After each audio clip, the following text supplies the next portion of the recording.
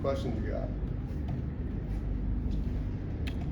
Coach, what's the situation? I know there was ejections at the end of the game last year. I don't know how that really works. Or some of the players, I think Brandon Cleveland might have been one. Yeah, so we had two guys, Val Erickson and Brandon Cleveland, that are not available in the first half. Noah can play in the first half? Yeah. Okay. Yeah, DK Kaufman was the other Okay. Thank you, sir. guy ejected, yeah. I know you've talked a lot about that. I wonder about coaching. So you guys want your guys to play emotional. You want them to play physical.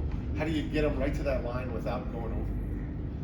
Yeah, it's a good question. It's a physical game, and you know the way I look or compare it is when you watch MMA, you watch boxing matches, you see the same thing. These guys go in these rings, and during that time, that's the enemy. And at the end of it, what do? They go up and hug each other. You know, and I don't see it any different. Football's a brotherhood. They're the enemy during the game. We want to win the football game. They want to win the football game. But you should play it with respect. You know, and that has nothing to do with how physical you are during the game.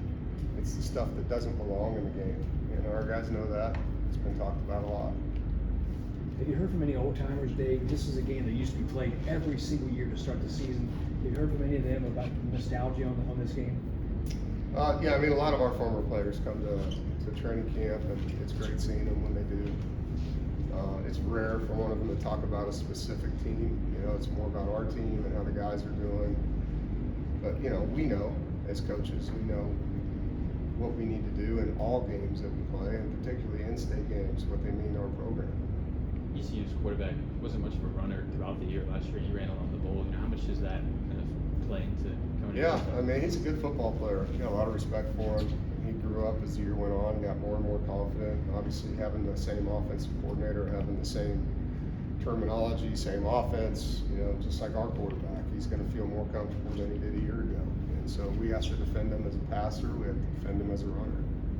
Understanding that both teams are different from what they were when you guys last faced each other, is there a little bit of an advantage to the fact that you did play the same team the last time you guys were on the field? In some ways, yes. I mean, schematically, they have a new defensive coordinator, so there's some wait and see on what the differences are there.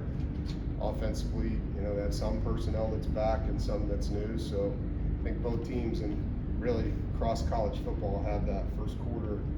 Who are they? Because there's new guys on the field across the country for every team. But it does help in some ways. Like, you know, the things that are carryover things, that helps. Things that are new, it's adjustments. Dave, with this being a rivalry game, I mean, you just see it in the players' eyes, like, hey, you know, we can go out there and, you know, set the tone for the season with a win over an in-state foe. Yeah, I mean, we have goals like every team does, and to accomplish the goals you set, it starts with an opening win, right? Like, you want to win your first game, and how we play matters. And it's way less about who we're playing than it is about how we play, how we execute. You know, you watch college football, I watched it over the weekend, there's a lot of penalties, there's a lot of turnovers. Like, you want to play a clean game, and you want to tackle well in your first game.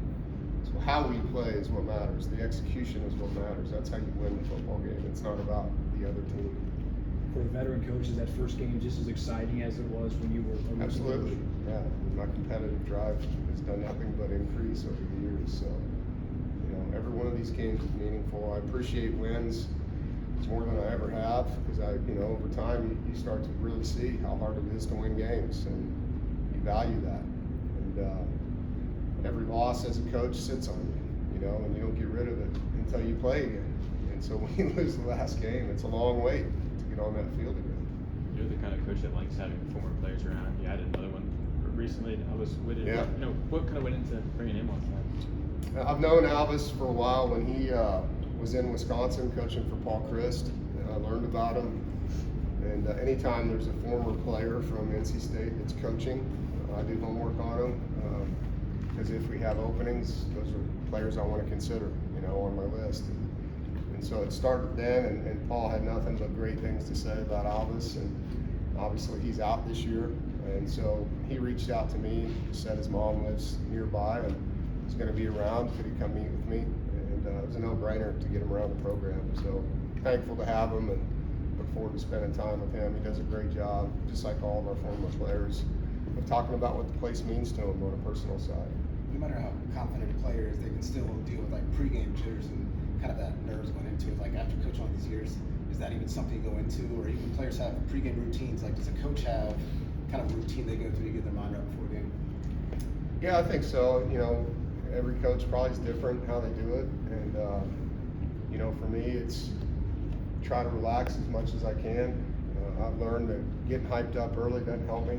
You know, you just try to calm before the storm as much as you can, and listen to music that you like, get your mind off of the things that bother you, and focus on the players, the coaches, and just being around. You know, letting those guys relax. I don't think it helps a player to see a coach tensed out. You know, they want to see you ready, and so I just try to be there for them and help them get ready for the game. You mentioned it takes a little bit of time to figure out who people are in that first game. Is that true for your own team as well, given the changes that you've made? Totally, yeah. I mean, there's guys that we haven't seen play in the game, a lot of them that are going to be major role players in this one. And so there's excitement for me because some of them have practiced really, really well. And so you want to see the finish. Had 2 scrimmages, but the quarterbacks aren't live in those, you know, so some of it's seeing those guys finish on quarterbacks as well. Two more. Not sure how much you get to watch college game day every week, but you know, Lee Corso's done after this weekend. What has he meant to college football and kind of growing the popularity of it over the years to you? You know, there's a comedic element to what he does that I think some of us really appreciate. And some people are, you know, it's serious, and having that comedic element to the game is fun, you know, and obviously his track record in the profession prior to becoming a commentator, but I just appreciated his energy and his enthusiasm and his love for the sport. And I like a good comedy, you know, so when he gets up there and does his thing and not so fast like that, you know, I love that. So I'm going to miss him a lot. I'm sure a lot of people will. Coach, you have you mentioned coordinators. You have 2 new coordinators yourself. How excited are you to see them unleash? Yeah, I'm excited for both those guys. You know, Kurt and DJ have worked well together. They're very organized. They've waited for an opportunity to get back in that platform to navigate what goes with it. I'm excited for both of them. I've got a lot of respect for both those guys and look forward to seeing them call the game. Will they be in the booth? How will you handle the logistics of that? Kurt will be in the booth. All right, is that good?